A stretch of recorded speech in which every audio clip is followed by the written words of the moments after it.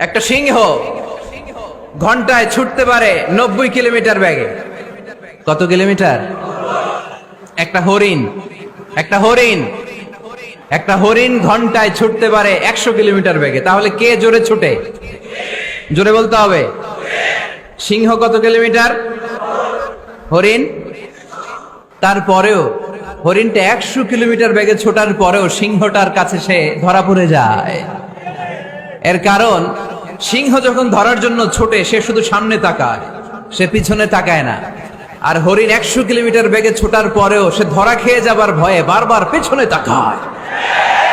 আর পিছনে তাকার কারণে ওর গতিটা স্লো হয়ে যায় আর সিংহের হাতে বধ হয়ে যায়। পিছনে তাকাবার সময় আমাদের নাই, চিল্লায় বলো ঠিক কিনা?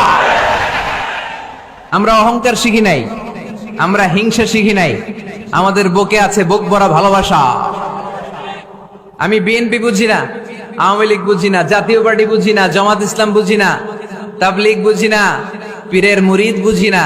যারাই পড়েছে লা ইলাহা ইল্লাল্লাহ তার জন্য আমাদের হৃদয়ে জায়গা আছে না নাই?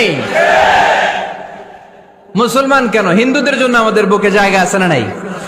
হিন্দু ভাই যদি বলে আমি পড়বো আশহাদু আল্লা ইলাহা ইল্লাল্লাহ ওয়া আশহাদু আন্না মুহাম্মাদ রাসূলুল্লাহ, তার জন্য আমাদের দরজা খোলা আছে না নাই? This is the beauty of Islam. এটা ইসলামের সৌন্দর্য, এটা অনেকে বুঝতে চায় না। আল্লাহ আমাদেরকে সহি সমঝ দান করুক, আমরা পড়ি আমিন।